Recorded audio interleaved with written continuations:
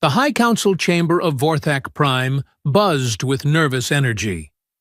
Well, buzzed might be the wrong word since half the species present communicated through bioluminescent patterns, and the other half preferred telepathic whispers. But you get the idea. Ambassador Krell 9 tapped his 4 claws against the obsidian table, each tap echoing through the vast dome like a death knell. His purple scales shifted from deep violet to alarmed crimson as he reviewed the holographic reports floating before him. "So," he began, his voice carrying the weight of someone who'd rather be anywhere else in the galaxy, "let me get this straight." The sarcasm dripped from his words like toxic honey. "We, the mighty Galactic Council, representing 47 advanced civilizations, got our collective rear ends handed to us by a species that still uses fossil fuels." The silence that followed could have powered a small moon. General Thax Prime, a towering insectoid whose compound eyes reflected the room's ambient light like disco balls, clicked his mandibles nervously. "Well, Ambassador, when you put it like that—" "How else should I put it, General?" Krell 9's tail swished dangerously. "Perhaps I should sugarcoat the fact that our unstoppable armada was sent running with their tails between their legs by a bunch of bipedal mammals who consider pizza a food group. High Priestess Yana Vel, whose ethereal form seemed to phase in and out of reality, materialized more solidly in her seat. Her voice carried the melodic quality of wind chimes in a tornado. The humans displayed unexpected tactical prowess. "Unexpected?" Krell 9 laughed, a sound like grinding metal. "They turned our own technology against us. They hacked into our quantum-encrypted systems using what they called old-school methods. I'm still trying to figure out what a rubber duck has to do with debugging code." The holographic display shifted, showing scenes from the recent invasion attempt. What was supposed to be a simple subjugation of a primitive world had turned into the most embarrassing military defeat in Council history. Commander Brix 77, a slug-like being whose slime trail glowed with nervous bioluminescence, oozed closer to the display. "Sir, if I may." He paused as several gaseous bubbles escaped his speaking orifice. "The humans' defensive capabilities were grossly underestimated by our intelligence division." "Intelligence division?" Krell 9 threw his hands up in exasperation. "What intelligence?" "They told us these humans were barely out of their technological diapers. They said the biggest threat would be their atomic weapons, cute little fusion toys that couldn't scratch our shields." The display zoomed in on a particular battle sequence. Earth's blue-green sphere hung in space, seemingly defenseless against the massive fleet of Council ships. Dark, angular vessels descended through the atmosphere like harbingers of doom, their energy weapons charging with ominous hums. Then everything went sideways. "Look at this!" Krell 9 pointed at the hologram with one claw. "Wave 1. 12 dreadnoughts, each capable of glassing a continent. They were supposed to demonstrate our power, maybe vaporize a few of their military installations. Simple intimidation tactics." The image showed the lead dreadnought, the pride of Zentori, beginning its descent over what humans called North America. Its massive particle cannon powered up, targeting what appeared to be a military complex. "And then?" General Thax Prime asked, though he already knew the answer. "And then the humans did something no civilized species has ever attempted." Krell 9's voice dropped to an amazed whisper. "They rammed a nuclear-powered submarine into a spaceship." The hologram replayed the moment in slow motion. From beneath the ocean's surface, a metallic leviathan burst forth, water cascading from its hull like liquid diamonds. The submarine, impossibly, had been modified with what appeared to be rocket boosters and reinforced plating. The USS Defiance, Commander Brix 77 read from his datapad, slime quivering with each word. A nuclear submarine retrofitted with experimental propulsion systems in approximately 48 hours. 48 hours! Krell 9's scales shifted to an incredulous orange. It takes our engineers 48 cycles just to file the paperwork for modification requests. The submarine collided with the pride of Centauri in a spectacular explosion that lit up the sky. The dreadnought, designed to withstand stellar radiation and quantum torpedo barrages, crumpled like cheap foil around the crude human vessel. High Priestess Yana Vel's form flickered with what might have been amusement. The human captain, I believe his name was Morrison, broadcast a message during the collision.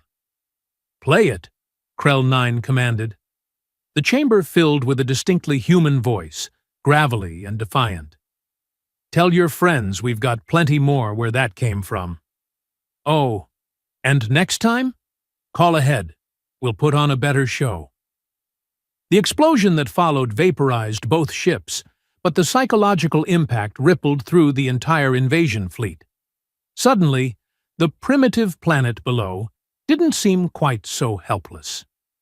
General Thax Prime's antennae twitched nervously. The second wave fared no better. The humans had somehow weaponized their— what did they call them? "Garbage trucks," Commander Brix 77 supplied helpfully. "Right, garbage trucks. Modified with chemical thrusters and filled with what our sensors identified as expired dairy products and kitchen waste." The hologram shifted to show dozens of Earth's sanitation vehicles, painted in garish colors and bristling with improvised weaponry, launching themselves into space on pillars of flame. They moved in coordinated swarms, like mechanical insects defending their hive. "The smell alone disabled 3 cruisers," General Thax Prime continued. "Our atmospheric recycling systems couldn't process the organic compounds. Half the crew of the Stellar Vengeance required medical evacuation for acute olfactory trauma." Krell 9 buried his face in his hands. "We were defeated by rotten milk and banana peels. Our ancestors are probably spinning in their cryogenic pods. But the humans weren't done. Oh no, they were just getting started." The third wave encountered what Earth's defenders had dubbed the Flying Circus. Military aircraft, civilian planes, and what appeared to be crop dusters had been hastily modified with everything from fireworks to construction tools. They swarmed the council ships like angry hornets, attacking with a chaotic fervor that confounded every tactical algorithm. "Their strategy made no sense," General Thax Prime clicked in frustration. "No formation discipline, no coordinated battle plans. They just attacked, from every direction at once, like they were making it up as they went along." "Because they were making it up as they went along," Krell 9 roared. "These humans don't follow the galactic warfare protocols. They don't read the manual. They just see giant alien ships and think, you know what? Let's throw everything we've got at them and see what sticks." The holographic display showed the chaos of that battle. Human aircraft performing impossible maneuvers, weaving between energy blasts with reckless abandon. A formation of what appeared to be stunt planes spelled out crude messages in the vacuum of space using colored exhaust trails. "What did those messages say?" High Priestess Yana Vel asked, her form solidifying with curiosity. Commander Brix 77 consulted his notes, bubbles of embarrassment rising from his speaking orifice. The printable ones included, "Go home, not today," and "Your mom." The rest— He trailed off, his bioluminescence dimming to a mortified brown. "And then came Wave 4, Krell 9 continued, his voice taking on the tone of someone recounting a particularly vivid nightmare. Our elite strike force, the Phantom Squadron, invisible to all known scanning methods, equipped with the latest quantum phase technology. The pride and joy of the Council's military, 12 stealth ships that could slip through enemy defenses like whispers in the void. They had never failed a mission, never even been detected by enemy sensors. The humans spotted them immediately, General Thax Prime admitted, his compound eyes dimming with shame. How? Yana Vel materialized fully, her curiosity overriding her ethereal nature. Weather radar, Commander Brix 77 supplied. Apparently, our quantum phase technology creates minor atmospheric disturbances. The humans have been tracking weather patterns for centuries. They noticed 12 invisible storms moving in perfect formation. Krell 9 laughed hysterically. Weather radar! Technology older than their grandparents. We spent 3 centuries developing invisible warships, and they spotted them with equipment used to predict rain. The humans' response had been typically human. Instead of conventional weapons, they had launched what their military called Operation Snowball Fight. Explain that to me one more time, Krell 9 demanded, though he'd heard the report dozens of times already. General Thax Prime's antennae drooped with defeat. They loaded cargo aircraft with bags of flour, confetti, paint, and glitter. Then they flew directly at our stealth ships and dropped it on them. The invisible ships became very visible very quickly, Commander Brix 77 added, covered in rainbow colors and sparkling like festival decorations. The hologram showed the Phantom Squadron, once the terror of 3 star systems, now looking like they'd crashed a children's birthday party. The deadly stealth fighters bobbed through space trailing clouds of flour and glitter, their crews presumably wondering how their careers had taken such an absurd turn. But that wasn't the worst part, General Thax Prime continued. The humans then began broadcasting children's party music at them.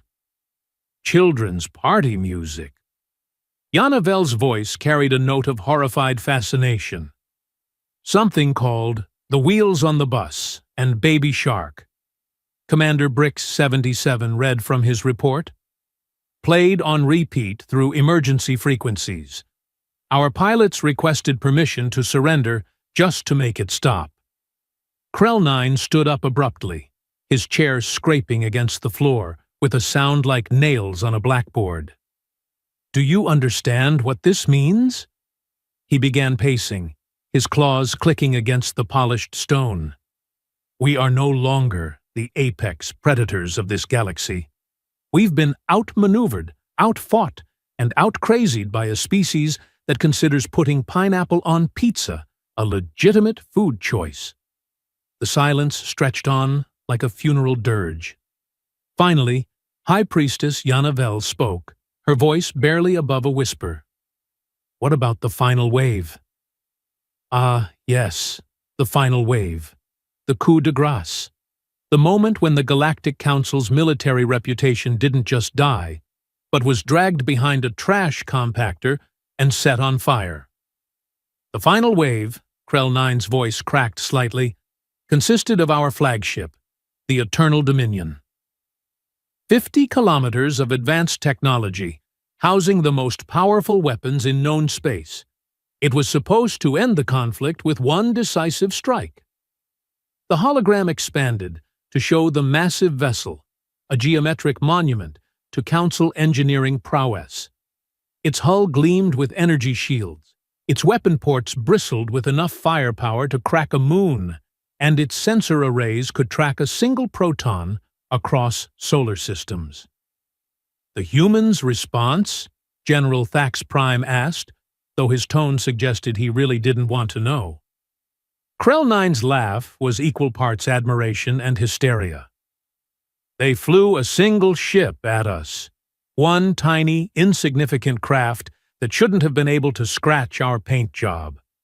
The display zoomed in on Earth's final defender. It was, well, calling it a ship was generous. It looked like someone had taken a standard atmospheric fighter, duct-taped some rocket engines to it, and covered the whole thing in what appeared to be aluminum foil and Christmas lights. The pilot identified himself as Captain Jake Martinez, Commander Brix 77 read, age 26, former pizza delivery driver, enlisted in Earth's Defense Force approximately 6 hours prior to launch.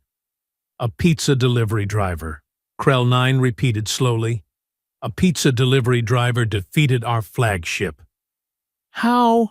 Yanavel asked, though her form was beginning to flicker again, as if she wasn't sure she wanted to hear the answer. He asked to surrender, General Thax Prime replied. What? Captain Martinez opened a communication channel and requested permission to surrender. He claimed his ship was malfunctioning and asked if he could come aboard to negotiate Earth's capitulation. The council members exchanged glances. Standard galactic warfare protocols clearly stated that surrender offers must be considered, especially from obviously outmatched opponents. It was a matter of civilized conduct. And then, Krell 9 prompted, then he docked with our ship, walked onto our bridge, and… General Thax Prime paused. And what? And arrested us. The silence that followed was so complete that you could have heard a pin drop in the next solar system. Arrested? Yanavel's voice climbed several octaves. For trespassing, unlawful entry, disturbing the peace, and…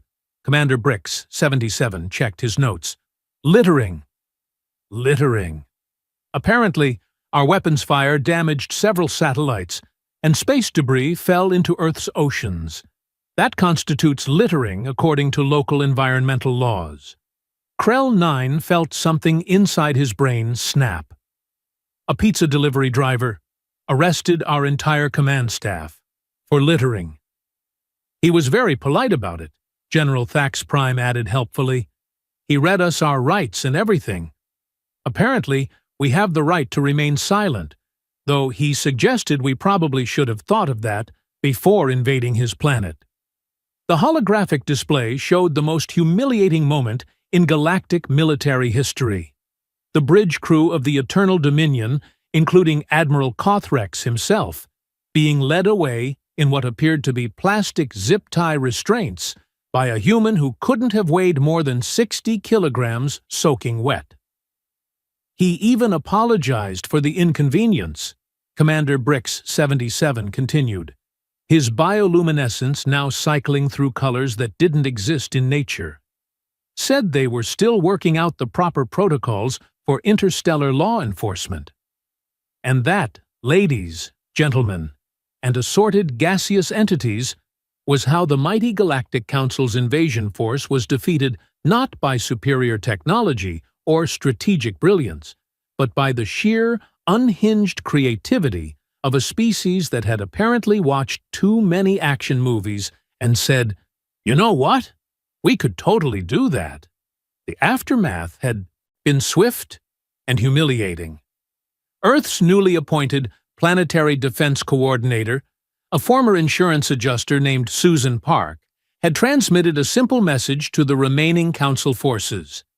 Thank you for visiting Earth. We hope you enjoyed your stay. Please note that any future visits require advance notice and proper documentation.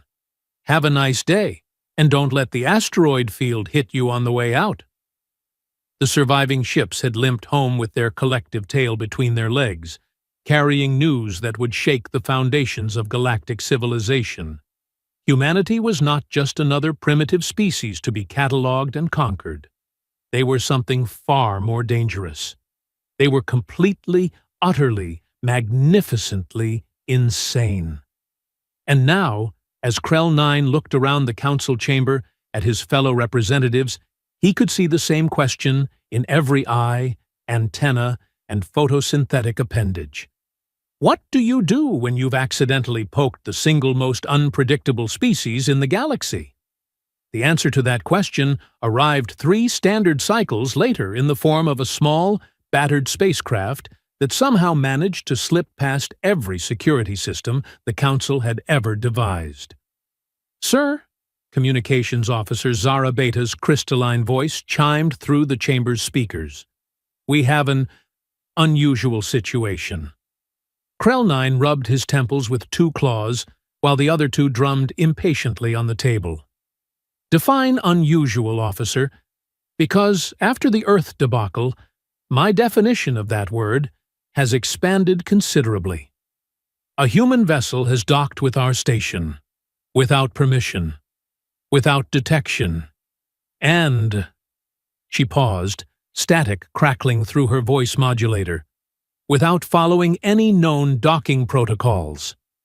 General Thax Prime's compound eyes rotated independently, a sure sign of extreme agitation. "Impossible. Our perimeter defenses could detect a stray photon traveling through hyperspace." "Apparently not, sir. The humans seem to have used what they call the front door approach." "Meaning?" "They flew directly at us, very slowly, while playing what I believe humans call smooth jazz on all frequencies. Our automated defense systems interpreted it as ambient space music. High Priestess Yanavel materialized completely, her ethereal form crackling with indignation. They defeated our quantum detection grid with elevator music? Technically, it was saxophone-heavy instrumental versions of human pop songs, but yes. The chamber's main display activated, showing security footage of the human vessel's approach. It was even more ridiculous than their previous encounters. The ship appeared to be constructed from what looked like 3 different spacecraft, welded together with obvious seams, painted in bright yellow, with large black letters spelling out "taxi" on all sides. "A taxi," Krell 9 said flatly. "They invaded our most secure facility using a taxi." The footage showed the bizarre craft docking with their station using what appeared to be modified magnetic clamps, and a lot of hopeful thinking. A small figure in a bright orange jumpsuit emerged and walked directly to the nearest airlock. "The human is requesting an audience with the High Council," Officer Zara Beta reported. "He says he has a delivery." "A delivery?" Commander Brick's 77's bioluminescence shifted to confused purple. "What could these humans possibly want to deliver to us?" The answer walked into the chamber 5 minutes later, escorted by a squad of very nervous security guards who looked like they'd rather be facing a quantum supernova than one small human. Captain Jake Martinez stood barely 1.7 meters tall, wearing what appeared to be a modified flight suit covered in patches, stickers, and what looked like contact information for pizza restaurants. His dark hair was disheveled, his face bore a 3-day beard, and he carried a battered metal case under one arm. "Afternoon, folks," he said cheerfully, as if dropping by the seat of Galactic government was something he did every Tuesday. "Hope I'm not interrupting anything important." "I brought snacks." The silence stretched like taffy in a black hole. Finally, Krell 9 found his voice. "You brought snacks?" "Yeah, thought you might be hungry after that whole invasion thing. Long trip home and all." Jake set down the case and popped it open, revealing an assortment of wrapped items. "Got some sandwiches, coffee, couple energy drinks. The coffee's from this little place in Portland. They do this amazing dark roast that'll wake the dead." General Thax Prime leaned forward, his antennae twitching dangerously. "Human, you do realize you've just committed an act of war by entering Council space without authorization?" Jake looked genuinely surprised. "Oh, sorry about that. I filled out the forms on your website, but the submission page kept crashing. Figured I'd just pop by in person. More personal that way, you know?" "Our website?" Yanavel's voice carried a note of bewilderment. "Yeah, galacticcouncil.gov or Whatever. Really nice design, by the way, though the user interface could use some work. Took me forever to find the Schedule a Meeting button. The council members exchanged glances that could have powered a small fusion reactor. They didn't have a website. They had never had a website. The very concept of making their contact information publicly available was antithetical to everything they stood for. Who, Krell 9 asked slowly, created this website? Oh, that was Tommy Chen back in IT. Real whiz kid. Built the whole thing in like 6 hours after you guys left. Figured if you were going to keep dropping by unannounced, we should probably have some way for you to make appointments. Professional courtesy and all that. Jake pulled out what appeared to be a primitive data pad and began reading. Let's see. I've got your complaint forms here, incident reports, and... He looked up brightly. Your bill. Our... what? Your bill. For damages. Susan over in Planetary Defense worked it all out. She used to do insurance, so she's real good with this stuff. He pulled out several sheets of paper covered in neat handwriting. Let's see here. Emotional trauma to civilian population, that's about $2 billion. Environmental cleanup for the space debris, another $3 billion. Then there's the cost of repairs to the International Space Station, replacement satellites, and... He flipped a page. Oh, and late fees. Late fees? Commander Brick's 77's bioluminescence had shifted to a color that didn't have a name in any known language. Yeah, standard 30 days net payment terms. It's been 42 days since the incident, so that's 12% annual interest compounded daily. Jake squinted at the paper. Comes out to about carry the two. Wow, that's a big number. Like, really big. You might want to sit down. He turned the paper around so they could see it. The final total had so many zeros that it looked like a telephone number for a very large planet. This is ridiculous, General Thax Prime buzzed angrily. We are the Galactic Council. We don't pay reparations to primitive species.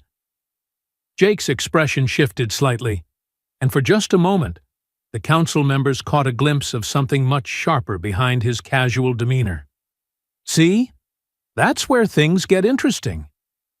Because according to galactic law, specifically the Treaty of Vorthak Prime, subsection 12, paragraph 47, any unprovoked military action against a non-council species constitutes an act of piracy.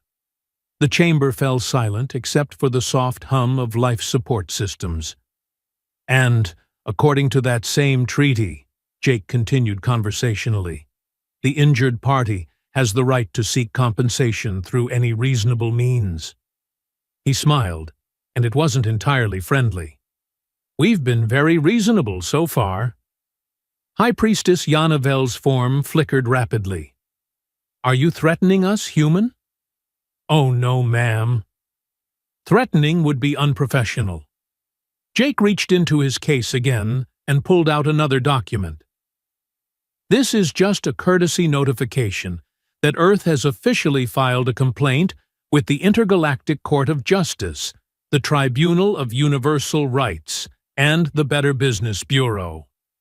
The Better Business Bureau? Krell 9's voice cracked slightly. They handle consumer complaints. Technically, invasion falls under unethical business practices. They're very thorough. Already downgraded your rating to 1 star. He pulled out what appeared to be a primitive communication device and showed them a screen displaying what looked like a review website. The Galactic Council's entry was indeed showing 1 star out of 5, with comments like, terrible customer service, would not recommend, and showed up unannounced and tried to vaporize my cat. Very unprofessional. But that's not why I'm here, Jake continued, putting the device away. I'm actually here because Earth would like to extend an invitation. The mood in the chamber shifted from outraged confusion to wary suspicion. "What kind of invitation?" Krell 9 asked carefully. Jake's grin returned, brighter than before. "A party. Earth's having a celebration next month. First annual We Didn't Get Conquered Day. There'll be food, music, entertainment. We'd love to have you come as guests." "As guests?" "Yeah, honorary guests. Susan thought it would be good for diplomatic relations. Show there's no hard feelings and all that." He paused thoughtfully. "Though you might want to avoid the petting zoo. Some of the animals are still a little jumpy around alien technology." General Thax Prime's mandibles clicked nervously. "And if we decline this invitation?" "Oh, that's totally fine. Your choice entirely." Jake's tone remained perfectly pleasant. "Though I should mention that Earth's been getting a lot of attention lately. Apparently, word's gotten out about the whole invasion thing. We've had delegations from like 20 different species wanting to establish trade relations." He pulled out yet another document. "The Andromedan Collective wants to buy our Improvised Warfare Techniques Manual. The Stellar Federation is interested in licensing our Chaotic Defense Protocols. And the Merchant Guild of Tau Ceti is offering some seriously good rates for exclusive distribution rights to human military innovation." The council members began to look genuinely worried. The idea of human unpredictability being weaponized and spread throughout the galaxy was the stuff of nightmares. "Of course," Jake continued cheerfully. "Earth being new to all this intergalactic politics stuff, we figured we should probably ask our neighbors for advice first. You know, being the regional government and all." "Neighbors," Yanavel repeated faintly. "Yep, Susan's big on being neighborly. She brought cookies to every first contact meeting we've had this week." Jake looked around the chamber with apparent admiration. "Nice place you've got here, by the way. Very imposing. Bet it makes a real impression on species you're trying to intimidate." The word "trying" hung in the air like a toxic cloud. "What exactly," Krell 9 asked very carefully, "is Earth proposing?" Jake's expression became serious for the first time since entering the chamber. "Simple. We want to be friends. Real friends. Not the kind where you show up uninvited and try to blow up our stuff. We've got a lot to offer. Technology, resources, ideas, and apparently, we're pretty good at solving problems in ways nobody expects." He gestured to the holographic display, which still showed scenes from the invasion aftermath. "You came looking for another conquest. Instead, you found something new, something that doesn't fit in any of your categories or protocols or strategic manuals." Jake stepped closer to the council table, and despite his small stature and casual appearance, every being in the room suddenly felt very aware of his presence. "Here's the thing about humans," he said quietly. "We don't like bullies. And we really don't like it when someone threatens our home. But we're also pretty forgiving, assuming you're willing to learn from your mistakes." He straightened up, the moment of intensity passing. "So, what do you say? Want to be neighbors instead of enemies? Fair warning, though, we might borrow your lawnmower from time to time." The chamber erupted in a babble of alien languages, translated conversations, and what sounded like several small explosions from General Thax Prime's direction. After several minutes of chaos, Krell 9 managed to restore order. "Human Martinez," he said formally, "the Council needs time to consider your proposal." "Sure thing. Take all the time you need." Jake closed his case and started toward the exit. "Oh, and just so you know, Earth's putting together a little welcome package for new galactic neighbors. Nothing fancy, just some music, art, food samples, that kind of thing." He paused at the door. Fair warning, though, some of it might seem a little weird at first. We included instructions, but if you have questions, just give us a call. The customer service line is 24/7. And with that, he was gone, leaving behind only the lingering smell of fresh coffee and the dawning realization that the galaxy had just gotten a lot more complicated. 3 hours later, as emergency sessions convened across a dozen star systems and military analysts tried to figure out how a taxi had penetrated the most secure facility in Council space, a small package arrived at Krell 9's personal quarters. Inside, wrapped in colorful paper, was a container of Earth coffee, a handwritten note saying, "Thanks for listening, Jake," and a small device labeled Emergency Human Hotline. Krell 9 stared at the items for a long time. Then, very carefully, he made himself a cup of coffee. It was, he had to admit, pretty good. And that's how the Galactic Council learned the most important lesson in the history of interstellar relations. Sometimes the best way to handle the impossible is to make friends with it and see what happens.